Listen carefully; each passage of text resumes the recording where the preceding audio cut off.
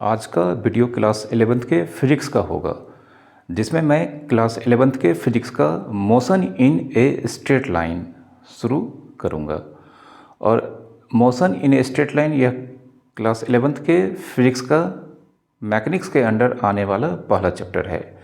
आपको मैकेनिक्स के अंडर आने वाले और भी कई सारे चैप्टर्स क्लास 11th के फिजिक्स में पढ़ने को मिलेंगे और ये सारे चैप्टर्स एक दूसरे से इंटरलिंक्ड हैं।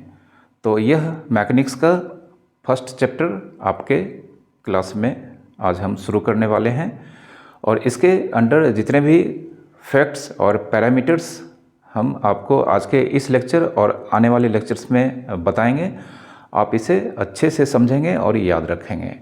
और इसके लिए यह ज़रूरी हो जाता है कि आप सारे ही लेक्चर को बिना स्किप करके अच्छे से देखें, ध्यानपूर्वक देखें और उसी समय आप इसके नोट्स भी बनाते चले जाएं। तो स्वागत है आपका हमारे इस चैनल पर। आइए शुरू करते हैं एक और प्यारा सा लेक्चर। तो आइए शुरू करते हैं motion in a straight line का लेक्चर नंबर 1।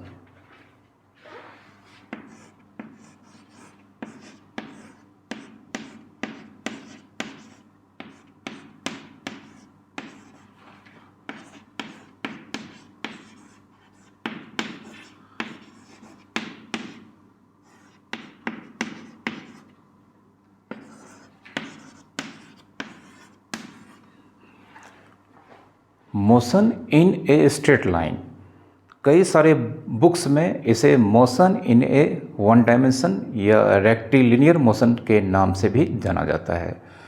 तो अलग अलग बुक में अलग अलग चैप्टर्स के नाम आपको दिखाई देंगे, बट हमें इसके इनसाइड सारे फैक्ट और कॉन्सेप्ट्स और पैरामीटर्स सेम ही मिलेंगे। तो यहाँ पर motion in a straight line, चूँकि यह मैकेनिक्स के अंडर आने वाला एक चैप्टर है, एक टॉपिक है, तो सबसे पहले मैकेनिक्स क्या होता है यह मैं आपको बताता हूँ। मैकेनिक्स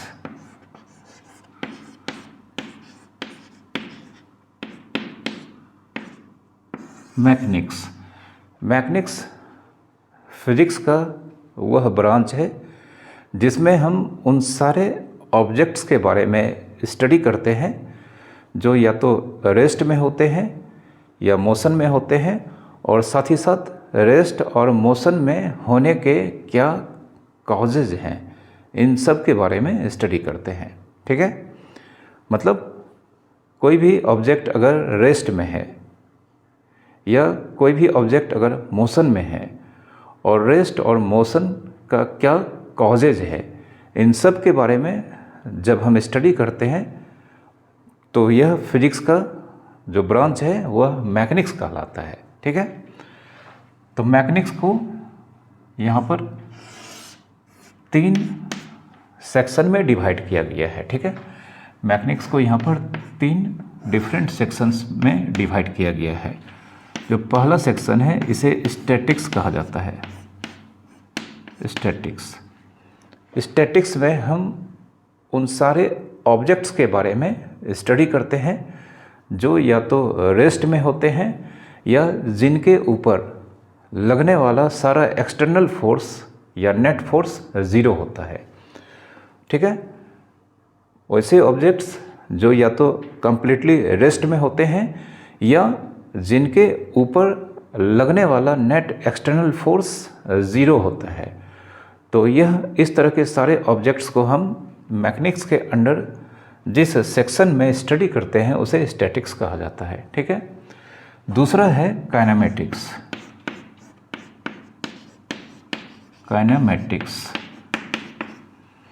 काइनेमेटिक्स में हम उन सारे ऑब्जेक्ट्स के बारे में स्टडी करते हैं जो मोशन में होता है।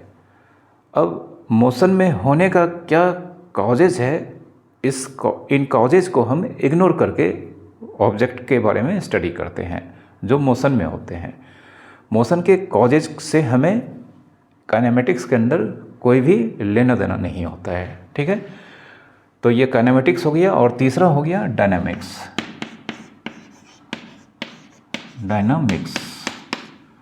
डायनामिक्स में कोई भी ऑब्जेक्ट अगर रेस्ट में है या कोई भी ऑब्जेक्ट अगर मोशन में है तो इनके क्या कॉजेज है, किन कॉजेज के कारण कोई भी ऑब्जेक्ट रेस्ट में है या किन कॉजेज के कारण कोई भी ऑब्जेक्ट मोशन में है।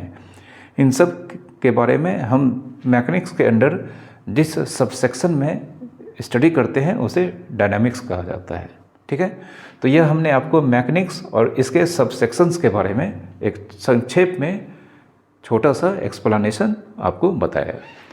इसे आप अपने कॉपी में लिख लेना, पॉज करके, वीडियो को पॉज करके। ठीक है, इसे हमने यहाँ पर डेफिनेशन में कुछ भी नहीं लिखा है, क्योंकि हमारा मेन उद्देश्य या हमारा मेन पर्पस जो है वह फैक्ट्स को समझना और इसे इम्प्लीमेंट करना या इसके यूज़ को किस तरह से हम क्वेश्चंस को सॉल्व करने में करेंगे, वह हमारा पर्पस फिजिक्स को आपको पढ़ाने का है। बाकी आप डेफिनेशन, नोट्स, ये सब आप खुद से तैयार करेंगे। हम सारे डेरिवेशंस जो भी आएंगे उसे हम आपको अच्छे से एक्सप्लेन करके बताएंगे। ठीक है, इस चैप्टर का सबसे पहला जो पैरामीटर या टर्म्स है वह मोशन है। मोशन, मोशन क्लास 9th या 10th के फिजिक्स के या साइंस के बुक में आपने इसके बारे में थोड़े बहुत ज़रूर स्टडी किए होंगे। मोशन सीधा चेंज इन पोजीशन, किसी भी ऑब्जेक्ट का अगर पोजीशन चेंज होता है टाइम के रिस्पेक्ट में और एक फिक्स्ड पॉइंट के रिस्पेक्ट में, तो हम इसे मोशन में कहते हैं। ठीक है, हम अपने सराउंडिंग में, अपने आसपास बहुत सारे ऑब्जेक्ट्स को मोशन में देख सकते हैं, जैसे व्हीकल्स जो कि रोड पे मूव करते हैं, जो बर्ड्स होते हैं हमारे आसपास वो एक जगह से दूसरी जगह फ्लाई करते हैं, एरोप्लेन्स आपको स्काई में मूव करता हुआ दिख जाएगा। तो हमारे आसपास इन्फिनाइट नंबर ऑफ एग्जांपल्स हैं जो कि हम हमेशा और डेली देखते हैं। ऑब्जेक्ट्स को मूव करते हुए आसानी से देखते हैं। ऑब्जर्व करने पर हमें अपने आसपास बहुत तरह के ऑब्जेक्ट्स मिलेंगे जो लगातार मूव कर रहे होते हैं। ठीक है, तो मोशन मतलब चेंज इन पोजीशन। अब यहाँ पर पोजीशन क्या होता है, तो पोजीशन किसी भी ऑब्जेक्ट का हमेशा एक रेफरेंस पॉइंट के रिस्पेक्ट में बताया जाता है। तो यहाँ पर रेफरेंस पॉइंट और पोजीशन को समझने से पहले हमें फ्रेम ऑफ रेफरेंस, जो कि इस चैप्टर को स्टडी करने से पहले हमें फ्रेम ऑफ रेफरेंस क्या होता है इसे समझना होगा। Frame of reference,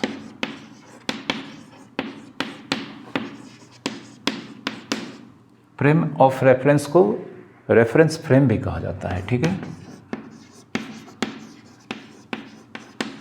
reference frame. तो कन्वेंशनली रेफरेंस फ्रेम को डिफाइंड किया गया है जिसमें 3 perpendicular axis, 3 mutually perpendicular axis, X axis, Y axis, Z axis, और ये तीनों जहाँ पर इंटरसेक्ट करते हैं ओरिजिन, तो ये तीनों जहाँ पर इंटरसेक्ट करते हैं जिसे ओरिजिन कहा जाता है और इस ओरिजिन को रेफरेंस पॉइंट कहा जाता है। ठीक है, मतलब यहाँ पर एक्स एक्सिस, वाई एक्सिस और जेड एक्सिस, यह अगर हम एज्यूम करते हैं एक्स एक्सिस है, यह वाई एक्सिस है, यह जेड एक्सिस है, यह तीनों म्यूचुअली परपेंडिकुलर होते हैं। ठीक है, और यह तीनों जहाँ पर इंटरसेक्ट करते हैं इसे ओरिजिन कहा जाता है। ठीक है, तो फ्रेम ऑफ रेफरेंस में 3 म्यूचुअली परपेंडिकुलर एक्सिस लिया जाता है और ये तीनों म्यूचुअली परपेंडिकुलर एक्सिस जहाँ पर इंटरसेक्ट करते हैं जिसे ओरिजिन कहते हैं, इस ओरिजिन को यहाँ पर रेफरेंस पॉइंट कहा जाता है। Reference point. ठीक है, रेफरेंस पॉइंट किसे कहा जाता है? ओरिजिन। किसी भी ऑब्जेक्ट का पोजीशन हमेशा इस रेफरेंस फ्रेम में ओरिजिन के रिलेटिवली कंपेयर किया जाता है, रिलेटिव टू ओरिजिन मेजर किया जाता है। ठीक है, तो यहाँ पर अब किसी भी ऑब्जेक्ट का पोजीशन हमेशा एक रेफरेंस पॉइंट के रिस्पेक्ट में मेजर किया जाता है और साथ ही साथ टाइम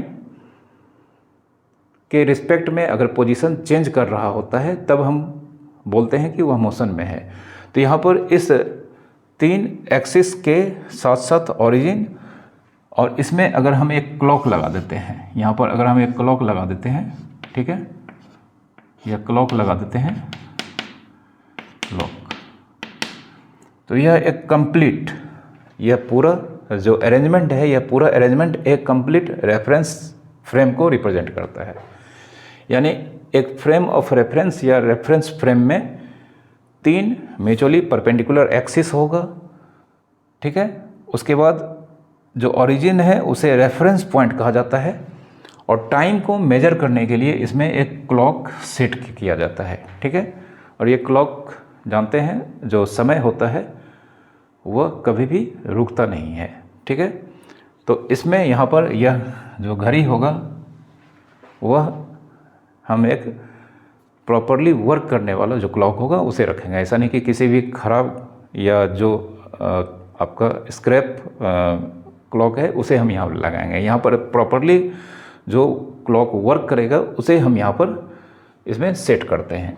तो यह पूरा कंप्लीट सिस्टम एक फ्रेम ऑफ रेफरेंस कहलाता है, ठीक है। अब किसी भी पॉइंट का पोजीशन,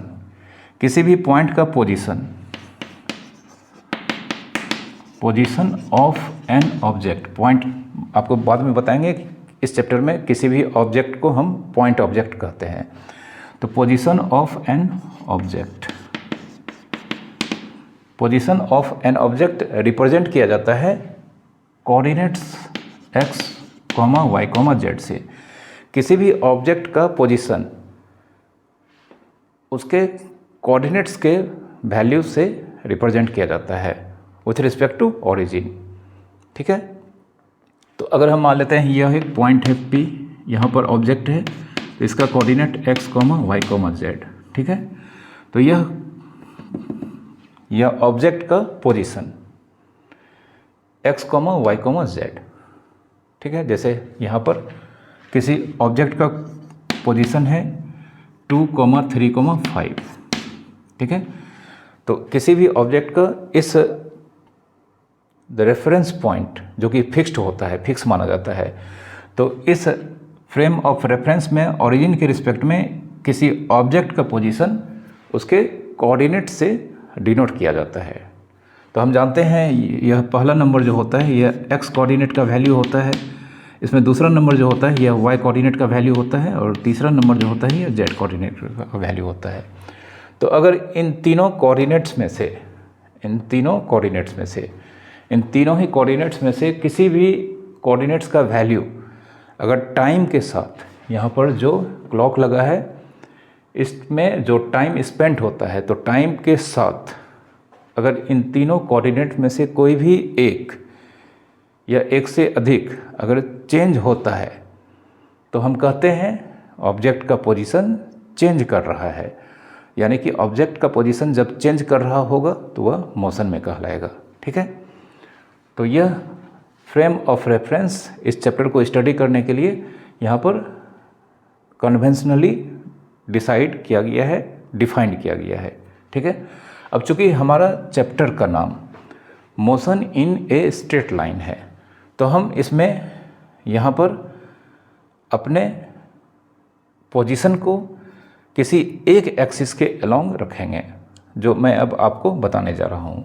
तो अपने फ्रेम ऑफ रेफरेंस क्या होता है इसे याद रखना है कि इसमें 3 म्यूचुअली परपेंडिकुलर एक्सिस होंगे, और ओरिजिन को हमेशा रेफरेंस पॉइंट लिया जाता है। मतलब किसी भी ऑब्जेक्ट का पोजीशन हमेशा ओरिजिन के रिलेटिवली बताया जाता है, और इस पूरे सिस्टम में एक क्लॉक को सेट किया जाता है ताकि हम टाइम के स्पेंड के साथ साथ किसी ऑब्जेक्ट के पोजीशन किस तरह से चेंज कर रहे हैं या नहीं कर रहे हैं इसके बारे में इंफॉर्मेशन मालूम कर सकें, ठीक है।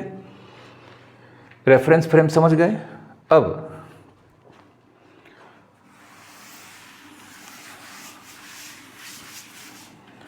अगर किसी भी पॉइंट का पोजीशन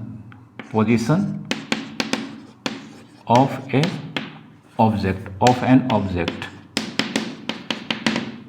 अगर किसी भी ऑब्जेक्ट का पोजीशन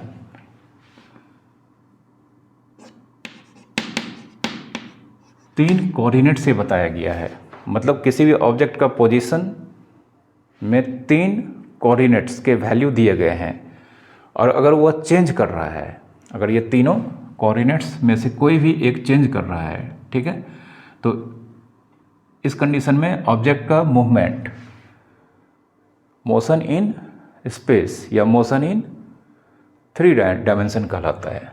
ठीक है, जब ये तीनों कोऑर्डिनेट्स में से कोई भी कोऑर्डिनेट्स अगर चेंज करेंगे या कोई भी पॉइंट का ऑब्जेक्ट अगर 3 कोऑर्डिनेट से बताया जाता है तो उस कंडीशन में ऑब्जेक्ट के मोशन को मोशन इन स्पेस या मोशन इन 3 डायमेंशन कहा जाता है। ठीक है, और अगर 2 कोऑर्डिनेट होंगे मतलब ये मोशन इन स्पेस, ठीक है, और पोजीशन अगर सिर्फ 2 कोऑर्डिनेट से बताया जाता है, पोजीशन किसी भी ऑब्जेक्ट का अगर 2 पोजीशन से बताया जाता है और यह दोनों अगर चेंज कर रहा होता है या दोनों के दोनों अगर चेंज कर रहे होते हैं तो ऑब्जेक्ट मोशन इन प्लेन या मोशन इन 2 डायमेंशन कहलाते हैं। मोशन इन प्लेन और मोशन इन 2 डायमेंशन, 2 डायमेंशन। ठीक है, और अगर किसी ऑब्जेक्ट का पोजीशन सिर्फ एक कोऑर्डिनेट के थ्रू बताया जाता है, सिर्फ एक कोऑर्डिनेट के थ्रू बताया जाता है और यह कोऑर्डिनेट अगर चेंज कर रहा होता है तो उस कंडीशन में ऑब्जेक्ट का motion in a straight line या मोशन इन 1 डायमेंशन या रेक्टिलिनियर मोशन कहा जाता है। ठीक है, तो इस केस में rectilinear motion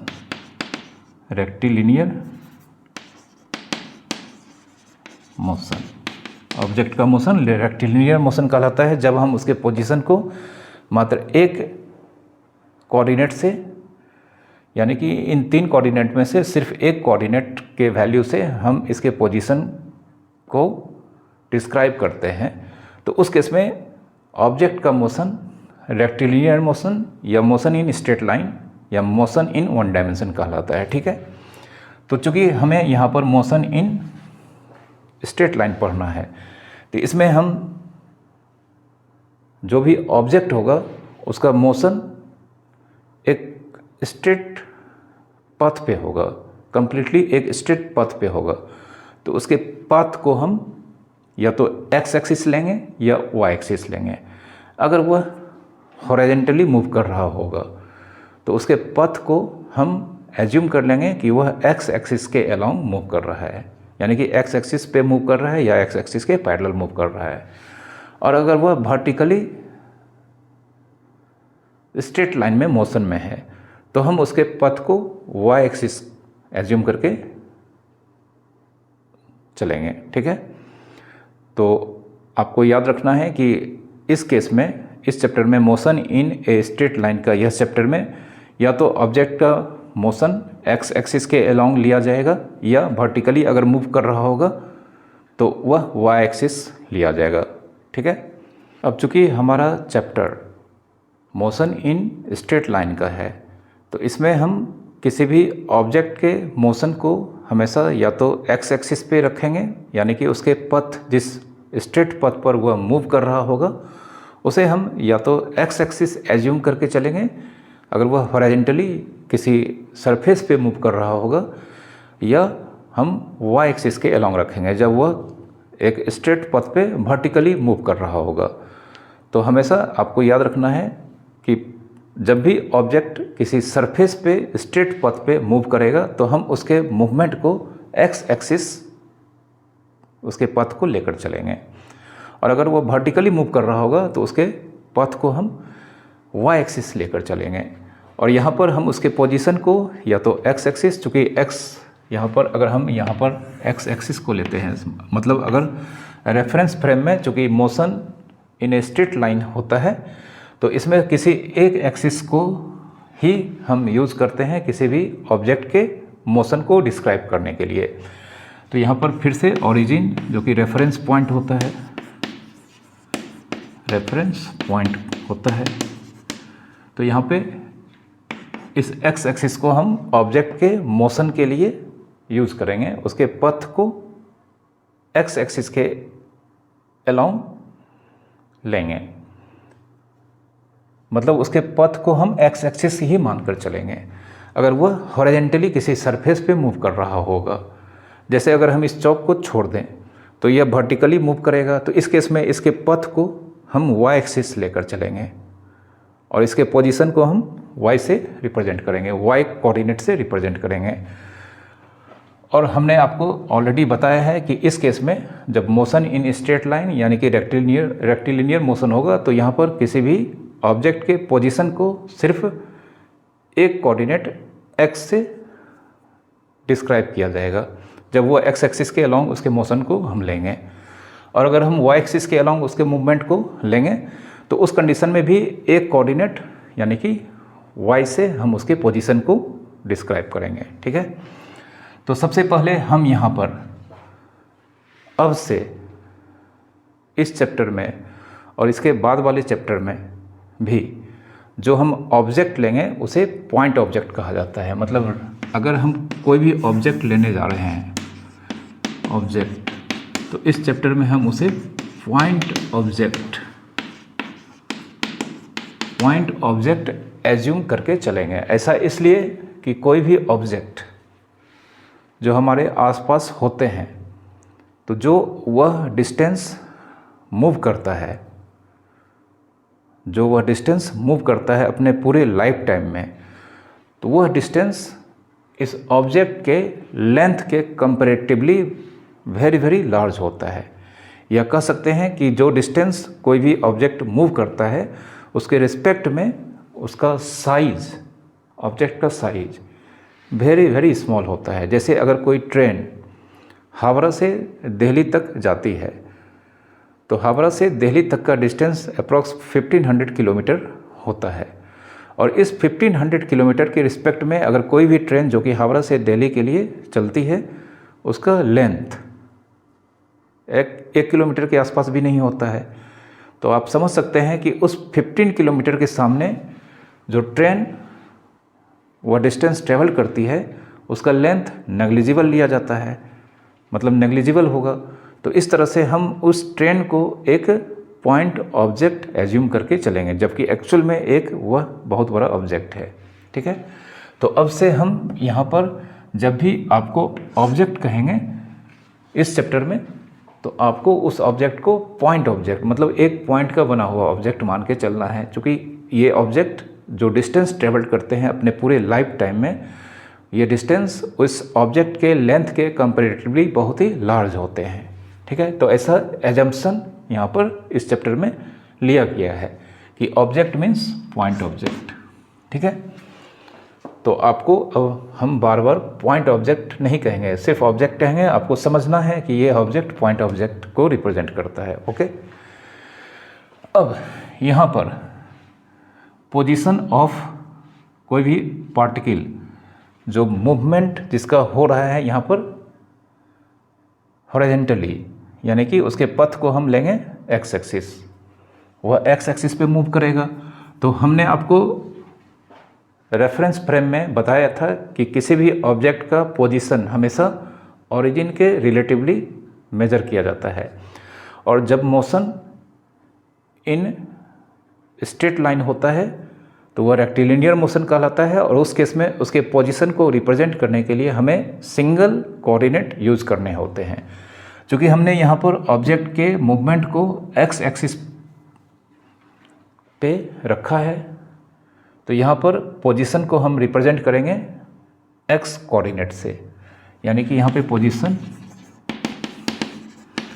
of object equals to X. किसी भी ऑब्जेक्ट का पोजीशन जो रेक्टिलिनियर मोशन में होगा, इफ इन रेक्टिलिनियर मोशन,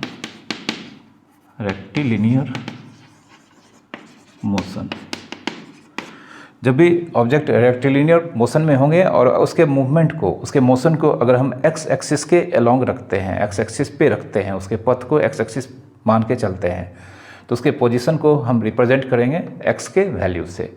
ठीक है, अब यह एक्स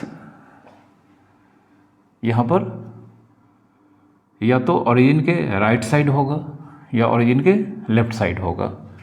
चूँकि पोजीशन जब भी मेजर किया जाता है तो रेफरेंस पॉइंट के रिस्पेक्ट में, तो रेफरेंस पॉइंट यहाँ पर ओरिजिन रखा जाता है, ऐसा हमने कन्वेंशनली स्टडी किया है अभी रेफरेंस फ्रेम में। तो अगर हम यहाँ पर देखें, यह कुछ इंटरवल ले लेते हैं, अगर हम मान लेते हैं 50 का इंटरवल लेते हैं, 50, 100, 150, 200, और इधर -50, -100, यह ओरिजिन है, ठीक है। इसे हम मान लेते हैं P, इसे Q और R। तो अगर ऑब्जेक्ट पॉइंट Q पर है, ठीक है, position of object at point Q, जो x का वैल्यू होगा, ठीक है, और इसे हम ओरिजिन से अगर कंपेयर करें तो यह 200, अगर इसे हम लेते हैं इन मीटर, ठीक है, इस लेंथ को अगर हम मीटर में मेजर करेंगे तो अगर कोई ऑब्जेक्ट पॉइंट Q पर है तो उसका पोजीशन मतलब x का वैल्यू यहाँ पर होगा +200 मीटर, +200 मीटर, ठीक है। उसी तरह से position at P, position at P, फिर से x का वैल्यू यहाँ पर लेंगे और यह होगा 100 मीटर, +100 मीटर, ठीक है। और उसी तरह से अगर हम पोजीशन एट R लें तो R यहाँ पर चूँकि ओरिजिन के लेफ्ट साइड है, तो एक बात आपको यहाँ पर और भी ध्यान देना है कि ओरिजिन के राइट साइड, ओरिजिन के राइट साइड किसी भी पॉइंट पर ऑब्जेक्ट का पोजीशन हमेशा पॉजिटिव लिया जाता है, ओरिजिन के लेफ्ट साइड किसी भी पॉइंट पर ऑब्जेक्ट का पोजीशन हमेशा निगेटिव लिया जाता है, ठीक है। इस डायरेक्शन में अगर कोई ऑब्जेक्ट मूव करता है तो हम यहाँ पर बोलते हैं कि वह पॉजिटिव डायरेक्शन में मूव कर रहा है, और अगर हम ओरिजिन के लेफ्ट साइड में कोई भी ऑब्जेक्ट अगर मूव कर रहा होगा तो उसे हम कहते हैं ऑब्जेक्ट नेगेटिव डायरेक्शन में मूव कर रहा है, ठीक है। तो यहाँ पर position at R, position at R means x का वैल्यू, और यहाँ पर देख सकते हैं यह -100 मीटर होगा। तो इस तरह से किसी भी ऑब्जेक्ट का पोजीशन जो कि एक स्ट्रेट लाइन में मूव कर रहा होगा या रेक्टिलिनियर मोशन में होगा तो उसका पोजीशन या तो पॉजिटिव होगा या नेगेटिव होगा, ठीक है। और position at origin, position at origin, position at origin x = 0 meter, origin पे किसी भी ऑब्जेक्ट का पोजीशन हमेशा 0 लिया जाता है, ठीक है। तो इस तरह से किसी भी ऑब्जेक्ट का पोजीशन जो कि रेक्टिलिनियर मोशन में होगा वह या तो पॉजिटिव होगा या नेगेटिव होगा या 0 होगा। जब पॉजिटिव होगा तो इसका मतलब ऑब्जेक्ट ओरिजिन से, चूँकि रेफरेंस पॉइंट ओरिजिन लिया जाता है तो ओरिजिन से राइट साइड होगा, और अगर पोजीशन नेगेटिव है तो ऑब्जेक्ट का पोजीशन ओरिजिन से लेफ्ट साइड होगा, ठीक है। तो यह कन्वेंशन आपको याद रखना है।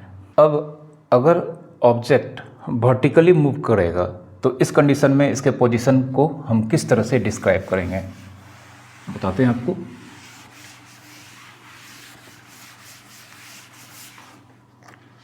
तो अगर ऑब्जेक्ट वर्टिकली मूव करेगा वह भी रेक्टिलिनियरली, मतलब रेक्टिलिनियर मोशन होगा बट वर्टिकल होगा, तो उसके पाथ को, उसके मोशन को हम हमेशा y एक्सिस के अलोंग लेंगे। इस कंडीशन में y एक्सिस के अलोंग लेंगे तो फिर से हमें यहाँ पर रेफरेंस पॉइंट ओरिजिन लेना होगा, रेफरेंस पॉइंट, और इस केस में वर्टिकल मोशन केस में, वर्टिकल मोशन के केस में, वर्टिकल रेक्टिलिनियर मोशन के केस में किसी भी ऑब्जेक्ट का पोजीशन y कोऑर्डिनेट से रिप्रेजेंट किया जाता है, और वर्टिकल मोशन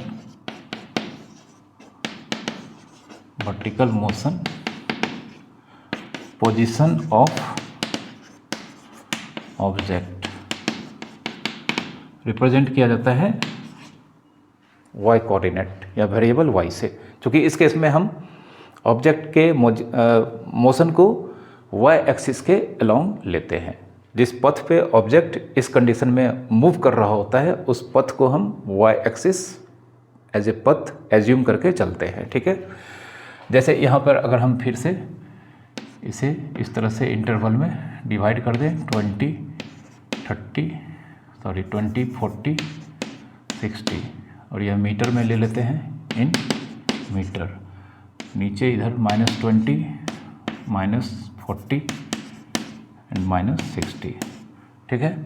तो अगर हम मान लेते हैं यह एक पॉइंट है एंड यह T और यह मान लेते हैं M, तो position at M, point M पर अगर हम इस ऑब्जेक्ट का पोजीशन का वैल्यू यहाँ पर मालूम करना चाहें, position at M means y का वैल्यू, और इस केस में ओरिजिन यानी कि रेफरेंस पॉइंट के एबव जो भी पोजीशन लिया जाएगा वह पॉजिटिव होता है, और ओरिजिन के बिलो कोई भी पॉइंट का पोजीशन निगेटिव लिया जाता है। मतलब कोई भी ऑब्जेक्ट अगर ओरिजिन के एबव मूव कर रहा होता है तो हम उसे कहते हैं पॉजिटिव डायरेक्शन में उसका मोशन है, ठीक है। और ओरिजिन के बिलो अगर कोई ऑब्जेक्ट मूव कर रहा होगा तो हम उसके मोशन को इन नेगेटिव डायरेक्शन कहेंगे, ठीक है।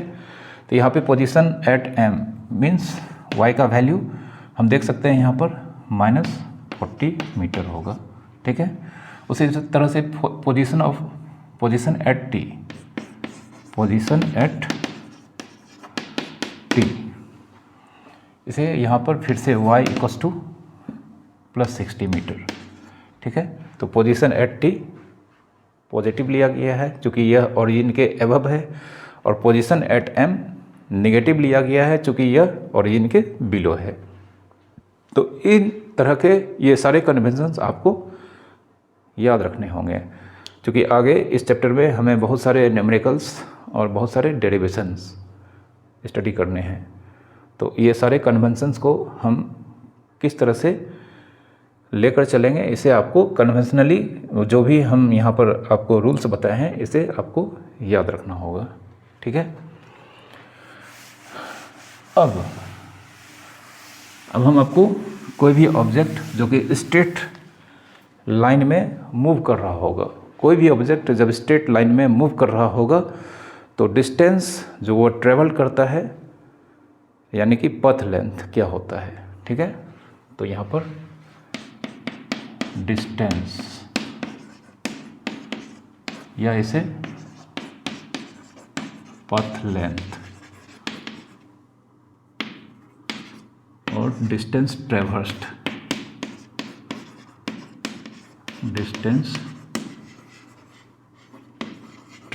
ठीक है।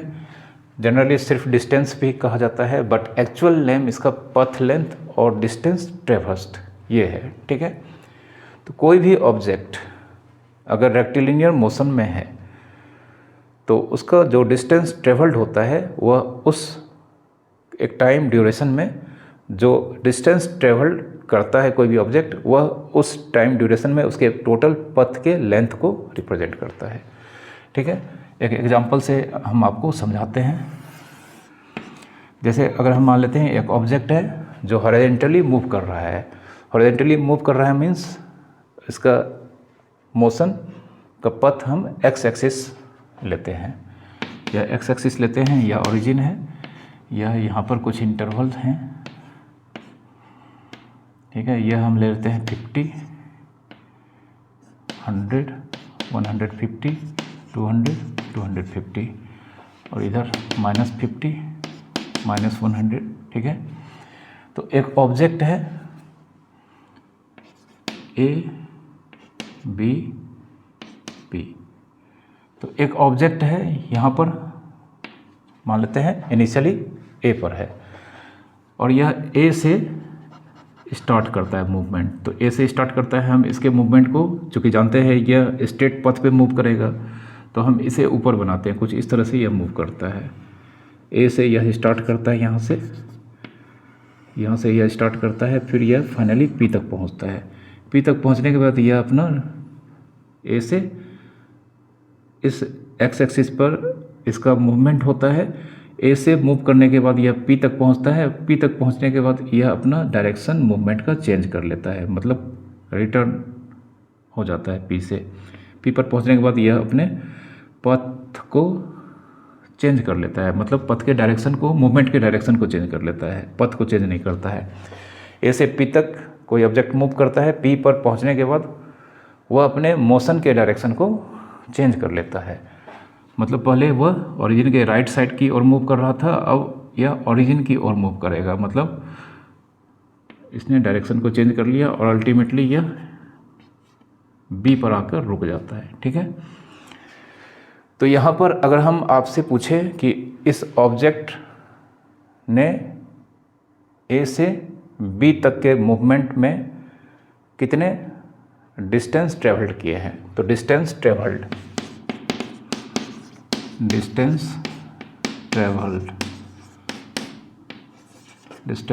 एक्चुअल में डिस्टेंस ट्रेवर्स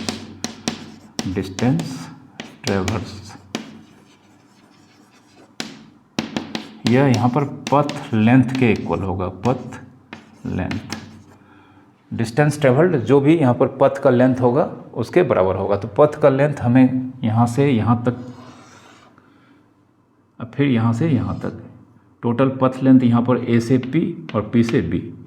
ठीक है, तो ए से पी आप देख सकते हैं यहाँ पे 50 से 250, मतलब यहाँ से अगर देखा जाए तो 1 2 3 4, 50 का 4 इंटरवल यह जाने में, मतलब लेफ़्ट से राइट की ओर जाने में यह 200 मीटर ट्रेवल करता है। इसका पथ लेंथ ए से पी तक 200 मीटर का होता है, फिर वापसी में पी से बी तक 50 50 100। ठीक है, तो यानी कि A P plus P B, तो ए पी का पथ लेंथ यहाँ पर है 200 मीटर और पी बी का 100 मीटर, तो 300 मीटर। ठीक है, टोटल डिस्टेंस जो यह ट्रेवल्ड करता है, जिसे डिस्टेंस ट्रेवर्स्ड कहा जाता है, जो पथ लेंथ के इक्वल होगा, यह 300 मीटर होगा। ठीक है, इस एग्जाम्पल में तो आपको याद रखना है कि डिस्टेंस यानी कि पथ लेंथ, जिस पथ पे कोई भी ऑब्जेक्ट एक खास ड्यूरेशन ऑफ टाइम के लिए ट्रेवल करता है, वही डिस्टेंस ट्रेवल्ड का वैल्यू होता है। ठीक है, एक और एग्जांपल लेते हैं यहाँ पर।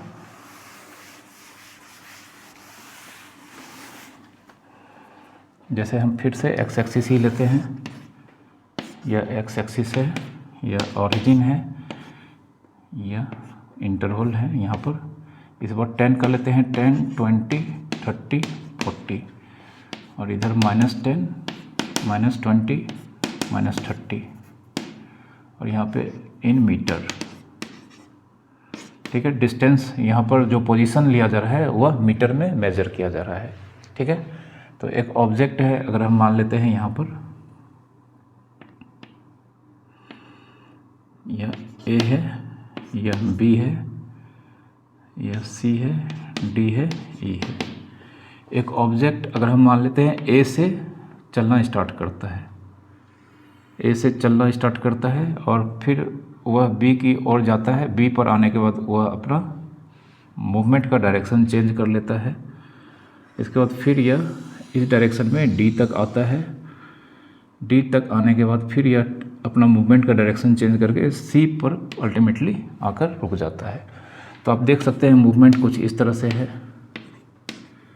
यह एक्चुअल में हम मूवमेंट के वे को दिखा रहे हैं। एक्चुअल में यह मूवमेंट इस तरह से हो रहा है कि ए से बी, फिर बी से इसी पथ पे डी और डी से सी। इसे साइड में दिखाने का मेरा मकसद यह है कि ऑब्जेक्ट किस तरह से मूव कर रहा है। इसी लाइन पे अगर हम इस तरह का फिगर बना देंगे तो यह यहाँ पर ड्रॉ भी नहीं हो पाएगा और आपको समझ में भी नहीं आएगा। तो हम एक्चुअल मूवमेंट इस लाइन पे हो रहा है, ए से बी तक, फिर रिटर्निंग बी से, जो कि हमने यहाँ पर देख सकते हैं आपको, यहाँ से आने के बाद इस तरह से रिटर्न हो गया। फिर यहाँ पर बी से डी तक गया है, और फिर डी से वापस सी तक आकर इसका ट्रैवलिंग ख़त्म हो जाता है। ठीक है, तो यहाँ पर जो डिस्टेंस ट्रेवल्ड करेगा वो हमें निकालना है। तो देयरफॉर डिस्टेंस ट्रैवर्स, जो कि किसके इक्वल होगा, पथ लेंथ। और यह पथ लेंथ यहाँ पर हम देख लेते हैं। सबसे पहले ए से बी तक गया, मतलब ए बी, फिर बी से डी तक बी डी, और फिर तीसरा पथ हो जाता है डी से सी तक, डी सी। तो ए से बी तक में यहाँ पे 10 और 10, पथ लेंथ में हम यहाँ पर नेगेटिव यह पोजीशन का वैल्यू है, हम सिर्फ यहाँ पर इस नंबर लाइन के इंटरवल्स के लेंथ को ऐड करेंगे। तो यह जानते हैं हर एक इंटरवल 10 यूनिट का है, तो यह 10 + 10 20 मीटर। और बी से डी तक 1 2 3 4 5 6 60 मीटर। बी से डी तक का पथ लेंथ 60 मीटर का होगा। अब फिर डी से सी तक का पथ लेंथ 10 + 10 20 मीटर। तो टोटल यहाँ पे 60 20 80 + 20 100 मीटर। ठीक है, तो इस तरह से यहाँ पर डिस्टेंस जो ट्रेवर्स हुआ है वह 100 मीटर है। आपको याद रखना है डिस्टेंस ट्रेवर्स कभी भी निगेटिव नहीं आएगा, क्योंकि यह हमेशा पथ के लेंथ को रिप्रेजेंट करता है, यानी कि हम बहुत सारी लेंथ को ऐड करते हैं और लेंथ हमेशा पॉजिटिव होता है। तो डिस्टेंस ट्रेवल्ड कभी भी निगेटिव नहीं होगा। ठीक है, अब हम नेक्स्ट टर्म डिस्प्लेसमेंट के बारे में आपको बताते हैं। डिस्प्लेसमेंट,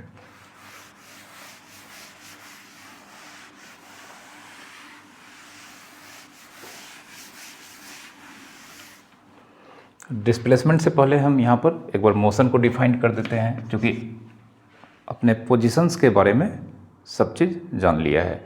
तो मोशन किसी भी ऑब्जेक्ट का पोजीशन एक रेफरेंस फ्रेम के रिस्पेक्ट में टाइम के साथ अगर चेंज कर रहा होता है तो हम उसे मोशन में कहते हैं। ठीक है, कोई भी ऑब्जेक्ट का पोजीशन किसी रेफरेंस फ्रेम में अगर टाइम के साथ चेंज करता है तो वह ऑब्जेक्ट मोशन में कहलाता है। अब अलग अलग फ्रेम ऑफ रेफरेंस के रिस्पेक्ट में एक ऑब्जेक्ट एक ही समय पर मोशन में भी हो सकते हैं और रेस्ट में भी हो सकते हैं। तो पहले हम इसे डिफाइन कर देते हैं। If position of an object with respect to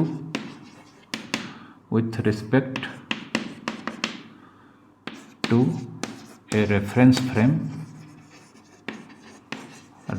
frame changes with time, then it is in motion। ठीक है, और अगर पोजीशन रेफरेंस फ्रेम के रिस्पेक्ट में टाइम के साथ चेंज नहीं कर रहा होता है तो उसे हम रेस्ट में कहते हैं। ठीक है, अब एक ही समय पर एक ऑब्जेक्ट किसी एक रेफरेंस फ्रेम के रिस्पेक्ट में मोशन में हो सकता है, जबकि दूसरे रेफरेंस फ्रेम के रिस्पेक्ट में उसी समय पर वह रेस्ट में हो सकता है।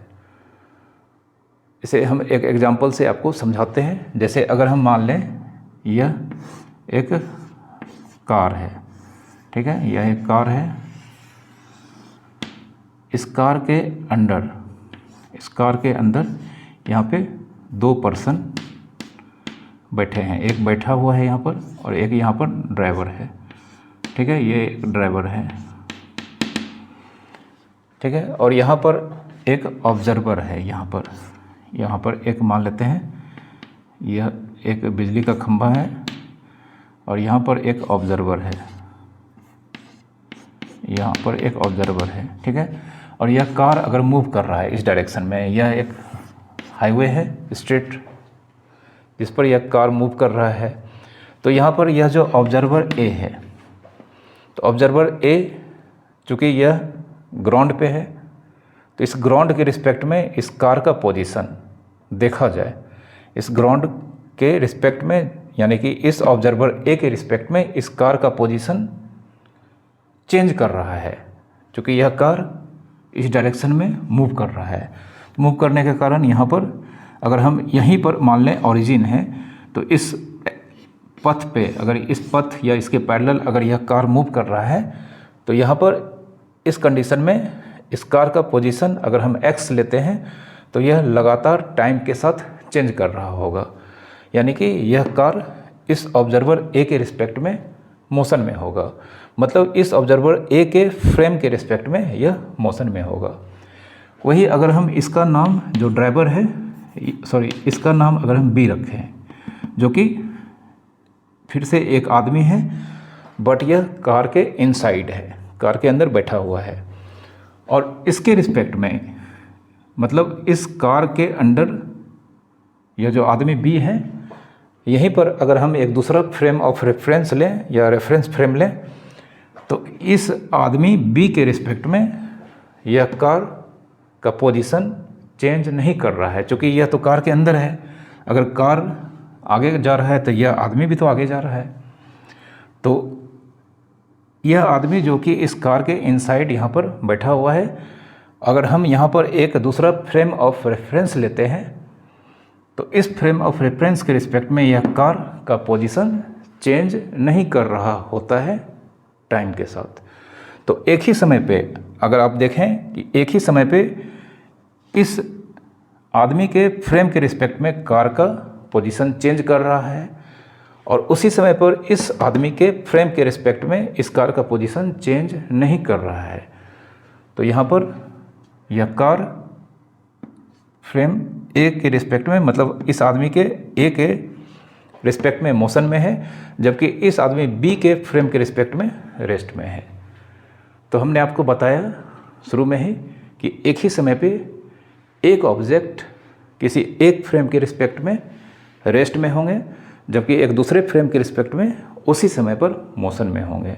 तो इस तरह से मोशन एक रिलेटिव टर्म है। रिलेटिव टर्म मीन्स हम किसी भी ऑब्जेक्ट के मोशन को किस रेफरेंस फ्रेम के रिस्पेक्ट में या रिलेटिव में डिस्क्राइब करने जा रहे हैं। यह सबसे इम्पोर्टेंट बात होता है, यह सबसे इम्पोर्टेंट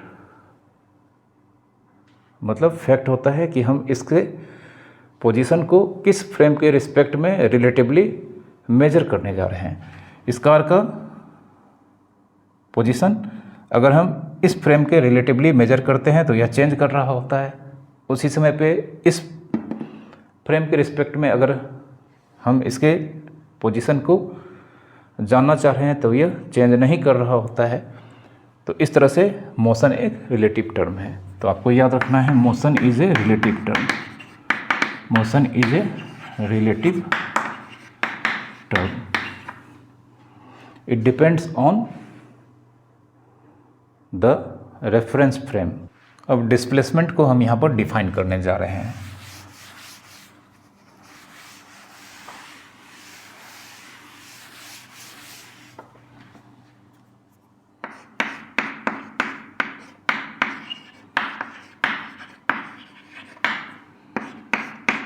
डिस्प्लेसमेंट किसी भी ऑब्जेक्ट का पोजीशन में जो चेंज होता है, किसी भी ऑब्जेक्ट का पोजीशन में एक टाइम ड्यूरेशन में जो भी चेंज होता है वह वैल्यू उसके डिस्प्लेसमेंट को रिप्रेजेंट करता है।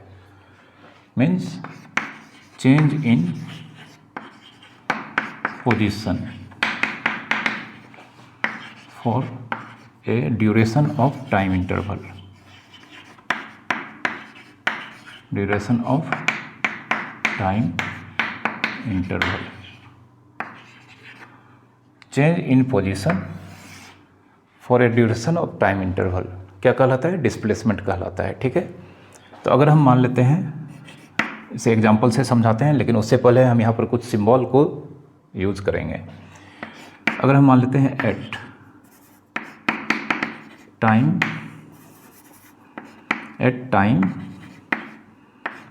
t1 means initially,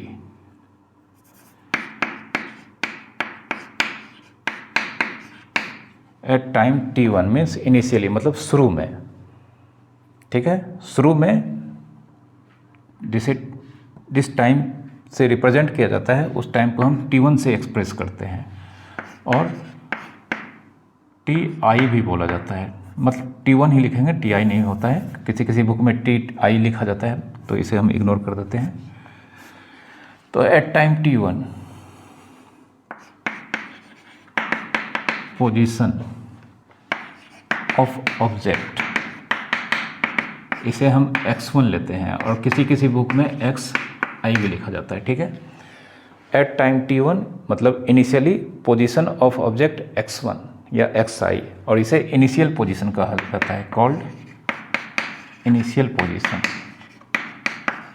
initial position, ठीक है। अब फिर at time T2, at time T2 दूसरा टाइम T2 जिसे फाइनली मतलब फाइनल टाइम कहा जाता है, finally position of object, position of object x2 या xf भी लिखा जाता है, ठीक है। टाइम T1 जिसे इनिशियल टाइम कहा जाता है, इस पे पोजीशन x1 या xi और इसे इनिशियल पोजीशन कहा जाता है। फिर टाइम T2 जिसे फाइनल टाइम कहा जाता है, और इस कंडीशन में जो पोजीशन होगा ऑब्जेक्ट का उसे x2 या xf से रिप्रेजेंट करते हैं, और इसे फाइनल पोजीशन कहा जाता है, कॉल्ड फाइनल पोजीशन, ठीक है। तो देयरफॉर चेंज इन पोजीशन, तो यहाँ पर change in position, change in position,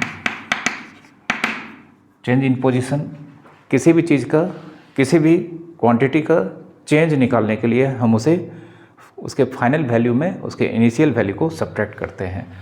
तो change in position means final value of position minus initial value of position, means यहाँ पर कह सकते हैं final position, final position minus initial position, final position minus initial position.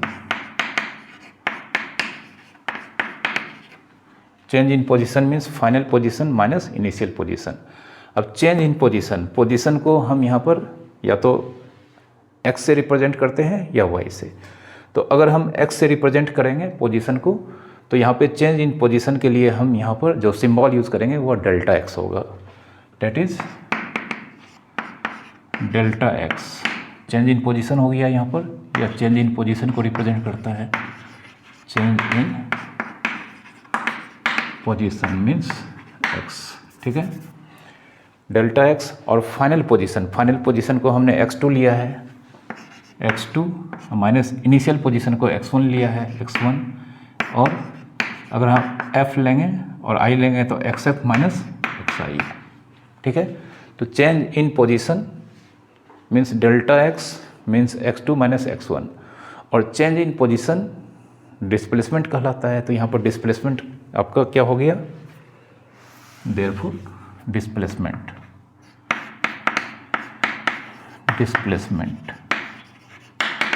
जिसे delta x लिखा जाता है, और यह होगा x2 माइनस x1। और इस डिस्प्लेसमेंट को यहाँ पर किस टाइम इंटरवल में ट्रेवल किया गया है, in time interval, in time interval delta t, मतलब चेंज इन टाइम, तो final time T2 minus T1,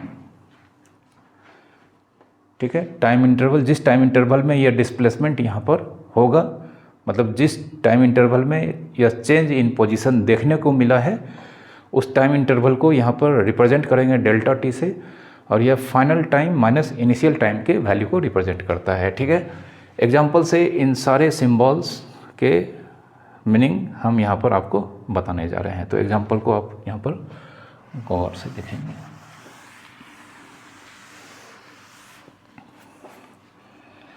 जैसे हम यहाँ पर एक्स एक्सिस लेने जा रहे हैं, या ओरिजिन हम ले रहे हैं, ठीक है, या इंटरवल लेते हैं,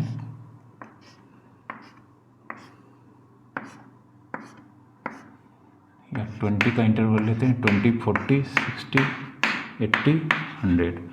और इन मीटर में रखते हैं यहाँ पे -20, -40, -60, ठीक है। अब एक पार्टिकल है ए पर, फिर यहाँ पर बी लेते हैं, यहाँ पर पी लेते हैं और यहाँ पर क्यू लेते हैं, ठीक है।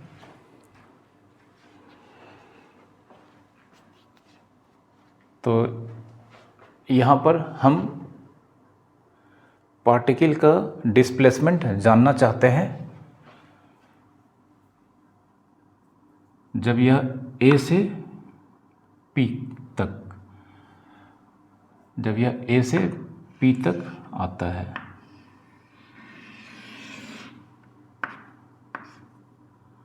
इस पार्टिकल का डिस्प्लेसमेंट हम यहाँ पर मालूम करना चाहते हैं जब यह ट्रेवल करता है ए से पी तक, और ए से पी तक आने में इसका पथ सबसे पहले ए से यह बी तक आता है, फिर बी पर आने के बाद यह अपने डायरेक्शन को, मूवमेंट के डायरेक्शन को रिवर्स कर लेता है और फिर यह completely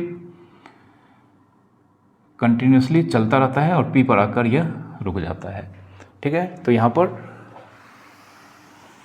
displacement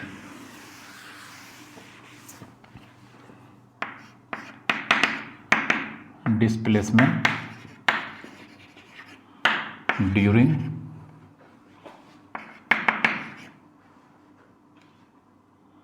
movement, during motion from A to P, ठीक है। डिस्प्लेसमेंट हम यहाँ पर फाइंड करना चाहते हैं जब इसका मोशन कंसीडर किया जाता है ए से पी तक के लिए, ठीक है। तो डेल्टा एक्स, ठीक है, final position x2 minus x1। तो x2 फाइनल पोजीशन, यह फाइनल इनिशियली यह ए से चला था, तो यहाँ पर इनिशियल पोजीशन, यहाँ पर इनिशियल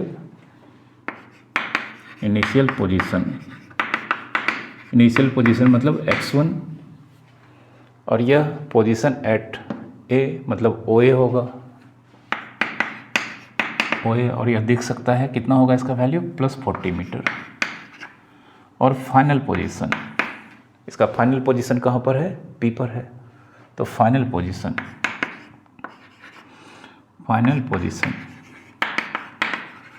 जिसे x2 से रिप्रेजेंट किया जाता है, और जानते हैं जो भी पोजीशन मेजर किया जाता है वह ओरिजिन से, मतलब रेफरेंस पॉइंट ओरिजिन होता है, तो फाइनल पोजीशन P पर है, इसलिए यहाँ पर इस फाइनल पोजीशन का नाम होगा OP, और इसकी वैल्यू होगा -20 मीटर, ठीक है। तो हमने इनिशियल पोजीशन और फाइनल पोजीशन के वैल्यू को यहाँ पर लिख लिया है। Therefore displacement delta x, x2 minus x1, x2 है हमारा -20 मीटर और x1 है 40 मीटर, तो यहाँ पर 60 मीटर, -60 मीटर इसका डिस्प्लेसमेंट आया है, ठीक है। आपको एक बात याद रखना है कि डिस्प्लेसमेंट एक वेक्टर क्वांटिटी है। डिस्प्लेसमेंट एक वेक्टर क्वांटिटी है जिसका मैग्नीट्यूड होता है और डायरेक्शन होता है। तो यहाँ पर यह वेक्टर क्वांटिटी है और इसका मैग्नीट्यूड, जो डिस्प्लेसमेंट का वैल्यू है उसमें हम साइन को इग्नोर करके जो न्यूमेरिकल वैल्यू है उसे कंसीडर करते हैं, तो यह डिस्प्लेसमेंट का मैग्नीट्यूड होता है। जैसे यहाँ पर इस डिस्प्लेसमेंट का मैग्नीट्यूड 60 मीटर होगा। अब चूँकि मोशन इन स्ट्रेट लाइन में सिर्फ 2 डायरेक्शन होते हैं, या तो ऑब्जेक्ट ओरिजिन के right side means positive direction में मूव कर रहा होगा, या ओरिजिन के लेफ्ट साइड यानी कि नेगेटिव डायरेक्शन में मूव कर रहा होगा। तो यहाँ पर इस डिस्प्लेसमेंट का डायरेक्शन पॉजिटिव या नेगेटिव साइन से ही बताया जाएगा। तो अगर डिस्प्लेसमेंट का साइन नेगेटिव आता है, डिस्प्लेसमेंट का साइन अगर नेगेटिव आता है, तो इस कंडीशन में आपको यह मालूम रखना है, मतलब यह याद रखना है कि इस केस में ऑब्जेक्ट का फाइनल पोजीशन इनिशियल पोजीशन से लेफ्ट है, इनिशियल पोजीशन से पीछे है। कब? जब डिस्प्लेसमेंट नेगेटिव होगा। जब डिस्प्लेसमेंट नेगेटिव होगा तो इस केस में ऑब्जेक्ट का फाइनल पोजीशन इनिशियल पोजीशन से पीछे यानी कि लेफ्ट की तरफ होगा। जैसे यहाँ पर देख सकते हैं इनिशियल पोजीशन ए है, तो फाइनल पोजीशन इनिशियल पोजीशन से बैक है, पीछे है, या कह सकते हैं लेफ्ट है। ठीक है। अब यहाँ पर यह नंबर और साइन यह दोनों मिलकर क्या बताता है? तो नंबर और साइन डिस्प्लेसमेंट याद रखना है। Displacement is a vector.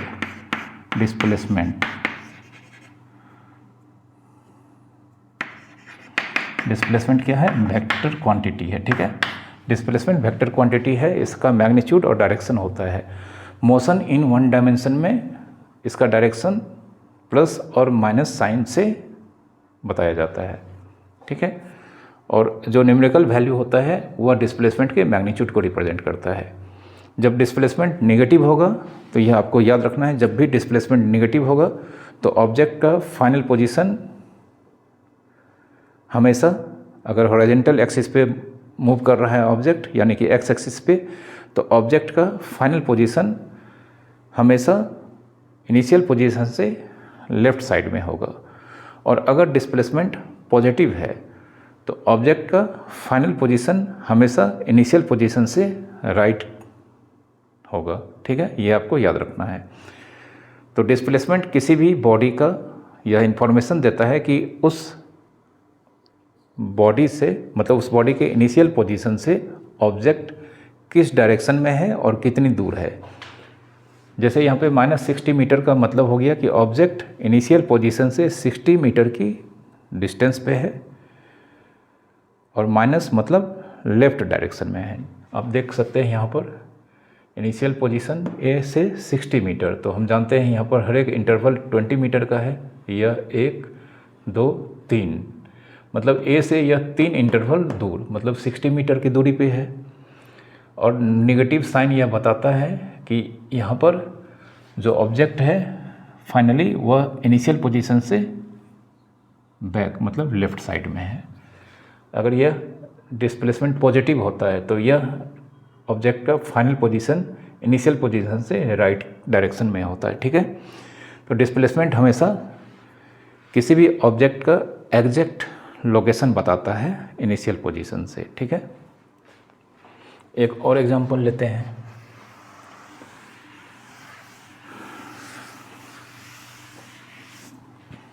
एक और एग्जांपल यहाँ पर ओरिजिन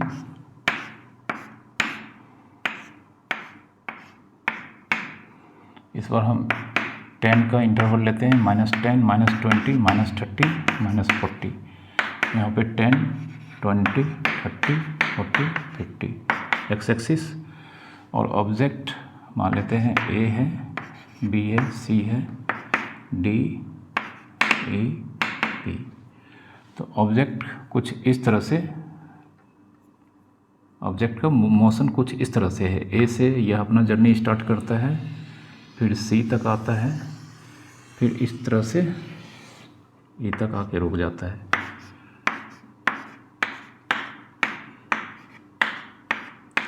ठीक है। तो ऑब्जेक्ट का मोशन, मतलब ऑब्जेक्ट मूवमेंट स्टार्ट करता है ए से, फिर यह नेगेटिव डायरेक्शन की ओर सी तक मूव करता है, उसके बाद यह अपने मूवमेंट के डायरेक्शन को चेंज करता है, अल्टीमेटली फिर यह पी तक जाता है, और पी के बाद यह फिर से यहाँ पर पहुँचने के बाद अपने मूवमेंट के डायरेक्शन को चेंज करके अल्टीमेटली ई पर आकर यह रुक जाता है।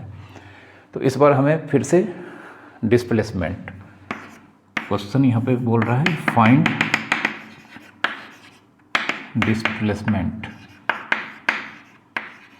डिस्प्लेसमेंट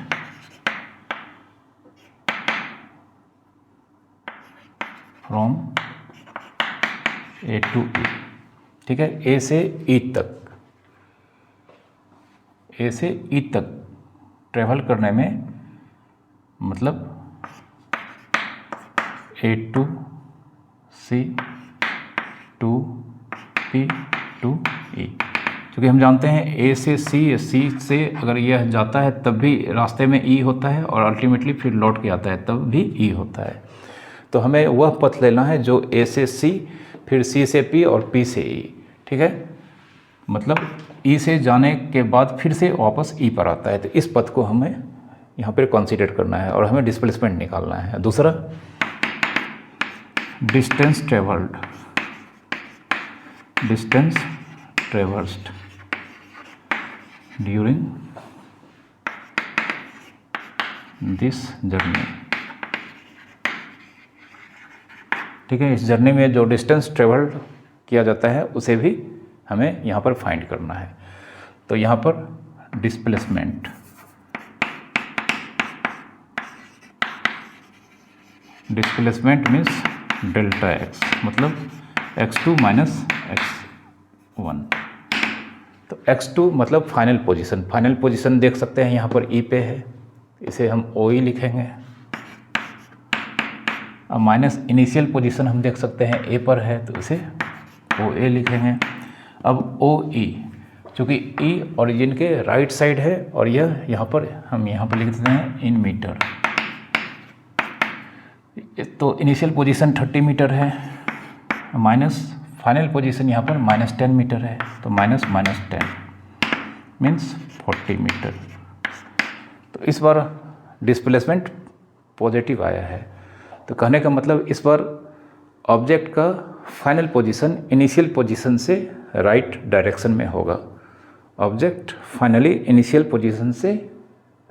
पोजीशन की राइट ओर होगा और वह इनिशियल पोजीशन से 40 मीटर की दूरी पे होगा। हम देख सकते हैं यहाँ पर, देख सकते हैं यहाँ पर ई पर आया है, तो यहाँ पर 1 2 3 4 हर इंटरवल का वैल्यू 10 यूनिट है, मतलब 10 मीटर का है।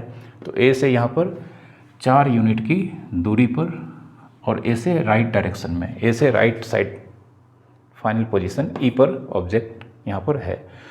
तो यहाँ पर ए से 40 मीटर दूर और ए के राइट साइड ऑब्जेक्ट का फाइनल पोजीशन है, ठीक है। तो यह हमारा डिस्प्लेसमेंट यहाँ पर पॉजिटिव आया है। अब हम डिस्टेंस निकालते हैं, ठीक है। डिस्टेंस ट्रेवर्स्ड,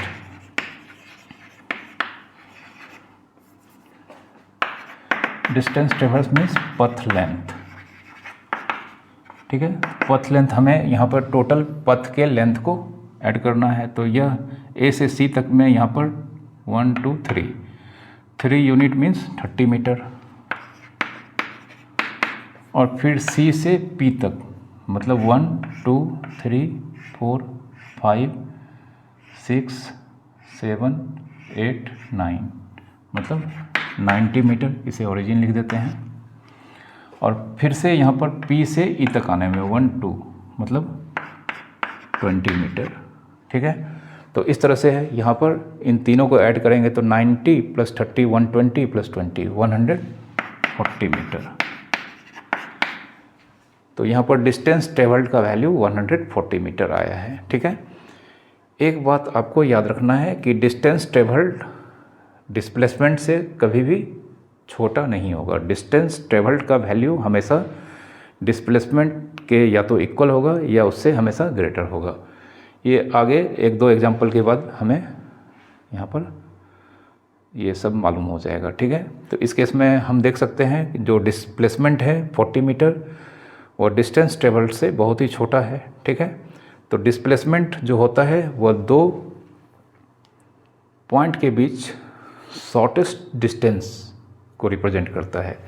जैसे ए से ई तक के बीच यह जो पथ है यह बहुत ही, आप देख सकते हैं, यह बहुत ही घुमावदार पथ है। मतलब यह पथ जो है वह एक स्ट्रेट पथ को रिप्रेजेंट तो करता है, मतलब ट्रैवल का मोशन का पथ तो स्ट्रेट लाइन है, बट इसमें कई बार डायरेक्शन चेंज हुआ है। जो ऑब्जेक्ट इस पथ पे मूव कर रहा है उसने कई बार अपने डायरेक्शन को चेंज किया है, जिसके कारण उसका मूवमेंट एक घुमावदार या जो घुमावदार पथ है इससे रिप्रेजेंट किया जा रहा है। बट डिस्प्लेसमेंट देखा जाए तो सीधा ए से ई, मतलब ए से ई तक पहुंचने का शॉर्टेस्ट पथ, सीधा ए से चलना है और ई तक एक ही झटके में पहुंच जाना है। तो डिस्प्लेसमेंट किसी भी 2 पॉइंट के बीच शॉर्टेस्ट डिस्टेंस को रिप्रेजेंट करता है। एक पॉइंट से दूसरे पॉइंट तक अगर आपको सबसे कम दूरी ट्रैवल करके जाना है तो आप वहाँ पर उसके डिस्प्लेसमेंट के वैल्यू को फाइंड करेंगे, ठीक है। जबकि डिस्टेंस एक्चुअल पथ किस तरह से कोई भी पार्टिकल एक प्लेस से एक पोजीशन से दूसरे पोजीशन तक जा रहा है, उसमें वह कई बार अपने डायरेक्शन को चेंज कर रहा होता है, तो उस कंडीशन में हमें उसके सारे पथ के लेंथ को ऐड करना होता है। जबकि डिस्प्लेसमेंट सीधा जिस पॉइंट से दूसरे पॉइंट पे, किसी एक पॉइंट से ऑब्जेक्ट किसी दूसरे पॉइंट पे अगर गया है तो हमें फर्स्ट पॉइंट से सेकेंड पॉइंट के बीच के लाइन सेगमेंट के लेंथ का वैल्यू विथ साइन, मतलब फर्स्ट पॉइंट से सेकेंड पॉइंट के बीच के ज्वाइन करने वाला लाइन सेगमेंट जो कि शॉर्टेस्ट डिस्टेंस होगा उसके वैल्यू को रिप्रेजेंट करता है डिस्प्लेसमेंट का मैग्नीट्यूड, ठीक है। अभी हम एक दो और एग्जांपल यहाँ पर लेंगे, उसके बाद हम एक कंक्लूजन हम यहाँ पर निकालेंगे जिसमें डिस्प्लेसमेंट और डिस्टेंस कब एक दूसरे के इक्वल होंगे ये हमें मालूम होगा। तो एग्जांपल हम यहाँ पर सबसे पहले लेने जा रहे हैं। अगर हम मान लेते हैं यह एक्स एक्सिस है, यह ओरिजिन है, या ए है, या बी है, या पी है, या क्यू है, और इसे हम मान लेते हैं यह 50 100 -50 -100 और यह इन मीटर है, ठीक है। तो अगर हम मान लेते हैं यहाँ पर एक ऑब्जेक्ट अपना जर्नी स्टार्ट करता है पी से बी तक आता है और फिर पी तक वापस चला जाता है। एक ऑब्जेक्ट अपना जर्नी स्टार्ट करता है पी से और यह पॉजिटिव डायरेक्शन में मूव करता है स्ट्रेट लाइन पर एक्स एक्सिस पर, फिर वह बी पर यह वापस रिटर्न होकर वापस पी पर अपने जर्नी को समाप्त करता है। तो यहाँ पर डिस्प्लेसमेंट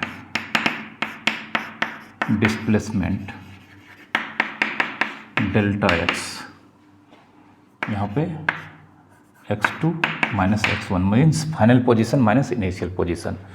तो फाइनल पोजीशन हम देख सकते हैं p पर है, मतलब इसका नाम पोजीशन का नाम OP होगा और इनिशियल पोजीशन भी p पर ही है,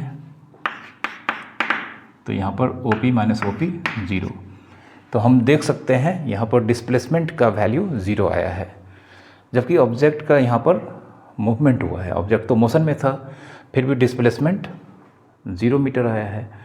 तो जब किसी भी ऑब्जेक्ट का डिस्प्लेसमेंट 0 मीटर आएगा, मतलब 0 होगा, तो उस केस में उसका इनिशियल पोजीशन और फाइनल पोजीशन सेम प्लेस पे होगा। इस एग्जांपल में आप देख सकते हैं कि इनिशियली ऑब्जेक्ट पी से अपना मूवमेंट स्टार्ट किया था और फाइनली यह कुछ टाइम चलने के बाद वापस पी पर ही आकर अपना जर्नी ख़त्म करता है।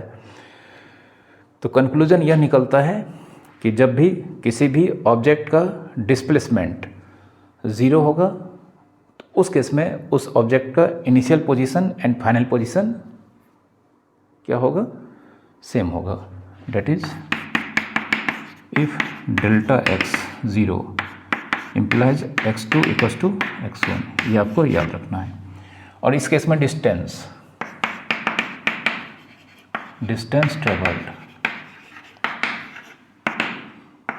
ट्रेवल्ड हम देख सकते हैं। यहाँ पर पथ लेंथ निकालना है तो सबसे पहले P से B तक जाने में 1 2 3 और एक इंटरवल यहाँ पर 50 यूनिट्स का है, तो 150 जाने में और 150 वापस आने में 150 meter plus 150 meter means 300 metre.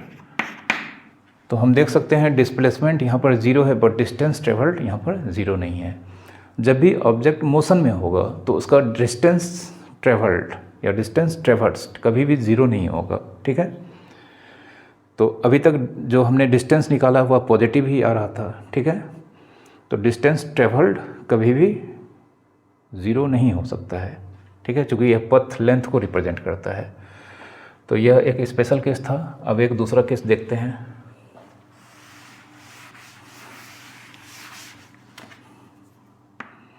फिर से एक एग्जांपल लेते हैं। एक्स एक्सिस ओरिजिन, 20 का लेते हैं, -20, -40, 20, 40, 60, यह मीटर में है, ठीक है। A, B, P, N। मान लेते हैं कोई ऑब्जेक्ट है, यह अपना जर्नी A से स्टार्ट करता है P तक, ठीक है। तो यहाँ पर देख सकते हैं कि ऑब्जेक्ट अपना जर्नी A से स्टार्ट करता है, अपना मोशन A से स्टार्ट करता है और P पर आकर यह स्टॉप हो जाता है, रुक जाता है। और इसमें, इस कंडीशन में ऑब्जेक्ट ने अपने मोशन के दरमियान डायरेक्शन चेंज नहीं किया है। तो यहाँ पर डिस्प्लेसमेंट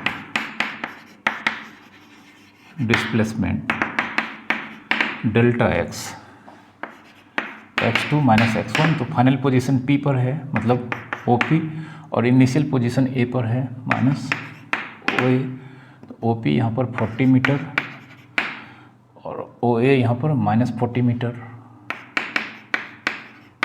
तो यह 80 मीटर होगा, ठीक है। और यहाँ पे विदाउट चेंज इन डायरेक्शन, ठीक है। ऑब्जेक्ट जो यहाँ पर स्ट्रेट लाइन पे मूव कर रहा है, अपने मूवमेंट के दौरान A से P तक के जर्नी में इसने अपने डायरेक्शन को चेंज नहीं किया है, तो without change in direction. Displacement हमारा 80 मीटर आया है। और डिस्टेंस ट्रेवर्स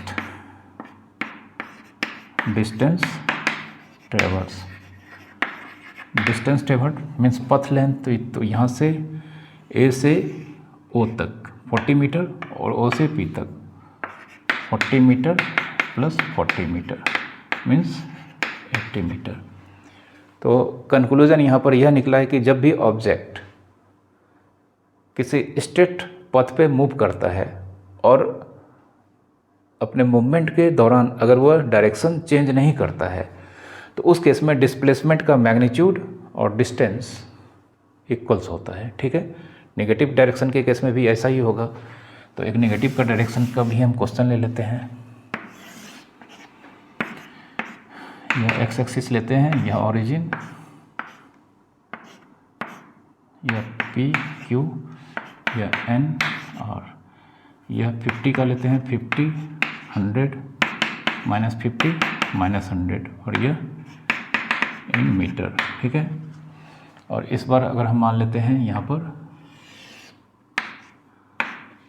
इस बार ऑब्जेक्ट मूव करता है, मतलब अपना जर्नी स्टार्ट करता है यहाँ P से और एंड करता है अपना जर्नी R पर, और P से R तक के मोशन में इसने अपने डायरेक्शन को मेंटेन रखा है, एक ही डायरेक्शन, नेगेटिव डायरेक्शन में। मतलब इस जर्नी में भी ऑब्जेक्ट ने डायरेक्शन चेंज नहीं किया है, ठीक है। तो now displacement delta x, x2 minus x1, तो फाइनल पोजीशन R पे है मीन्स OR, और इनिशियल पोजीशन P पर है मीन्स OP। तो OR यहाँ पर -100 और OP यहाँ पर 50 मीटर, ठीक है, -150 मीटर।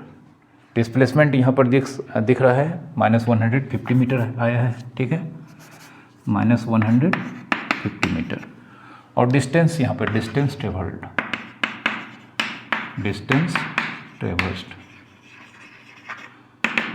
मीन्स पथ लेंथ। तो यहाँ पर O से P तक, मतलब P से O तक आने में 50 मीटर, और O से R तक आने में 1, 2, 2 इंटरवल, हर इंटरवल 50 मीटर का, मतलब 100 मीटर, मतलब 150 मीटर। तो इस केस में भी आप ऑब्जर्व कर सकते हैं कि जब ऑब्जेक्ट किसी स्ट्रेट लाइन पे मूव करता है और अपने मूवमेंट के दरमियान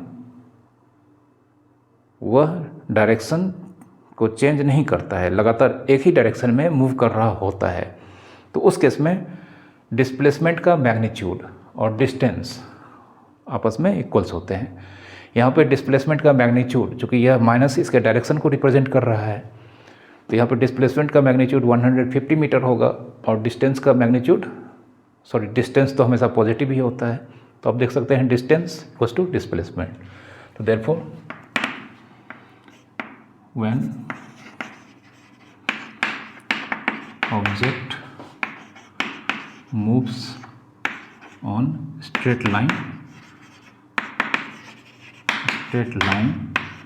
without change in direction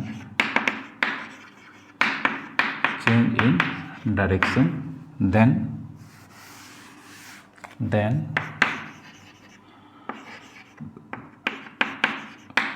distance equals to magnitude of displacement. जानते हैं डिस्प्लेसमेंट वेक्टर क्वांटिटी होता है, और अगर इसे हम मॉडुलस के अंडर लिखते हैं तो यह इसके मैग्नीट्यूड को रिप्रेजेंट करता है। लेकिन यहाँ पर यह तभी इक्वल होगा जब ऑब्जेक्ट स्ट्रेट लाइन पर बिना डायरेक्शन के चेंज के मूव कर रहा होगा तब। इन अदर केस और जो दूसरे केस होंगे उसमें डिस्टेंस ग्रेटर देन डिस्प्लेसमेंट, उस केस में जो डिस्टेंस का वैल्यू होगा वो डिस्प्लेसमेंट के मैग्नीट्यूड से ऑलवेज ग्रेटर होगा। ठीक है, सिर्फ इसी एक केस में डिस्टेंस डिस्प्लेसमेंट के मैग्नीट्यूड के इक्वल्स होंगे। ठीक है, और आपको यह भी याद रखना है कि distance always greater than 0। Distance का वैल्यू हमेशा पॉजिटिव होगा क्योंकि यह पथ के लेंथ को रिप्रेजेंट करता है, और पथ का लेंथ हमेशा पॉजिटिव होता है। तो जितने भी पथ के लेंथ को हम ऐड करेंगे मतलब वो सारे ऐड होकर एक पॉजिटिव वैल्यू ही देगा। तो यहाँ पर distance always greater than 0 means हमेशा पॉजिटिव होता है। ठीक है, तो ये थे आज के लेक्चर्स। इस लेक्चर में हमने आपको डिस्टेंस, डिस्प्लेसमेंट, पोजीशन और मोशन के बारे में बताया। साथ ही साथ हमने आपको रेफरेंस फ्रेम के बारे में भी बताया। उम्मीद करता हूँ कि आज के लेक्चर के अंडर जितने भी कॉन्सेप्ट्स मैंने आपको बताए हैं वो सारे ही कॉन्सेप्ट्स आप बहुत ही अच्छे ढंग से समझ पाए होंगे। यूँ ही आप हमारे लेक्चर को बिना स्किप करके देखते रहें। आपको फिजिक्स के सारे फैक्ट्स गारंटी के साथ बोलता हूँ कि बहुत ही अच्छे से समझ में आएंगे, और आप सारे लेक्चर्स के अंडर जितने भी फैक्ट्स बताए जाते हैं उसके नोट्स आप ज़रूर बनाएं। अगर आपको हमारे लेक्चर्स अच्छे लगते हैं, इससे आप अगर बहुत कुछ सीख पाते हैं तो प्लीज़ आप इसे लाइक करें और लोगों के बीच शेयर करें। और साथ ही साथ अगर आपने हमारे चैनल को अब तक सब्सक्राइब नहीं किया है तो प्लीज़ आप इसे जाकर जल्दी से सब्सक्राइब कर लें। साथ ही साथ नोटिफिकेशन बेल को ऑन रखें ताकि जो भी नए लेक्चर्स हमारे चैनल पर आएंगे आपको उसकी इन्फॉर्मेशन तुरंत मिल पाएगी। Thank you very much for watching.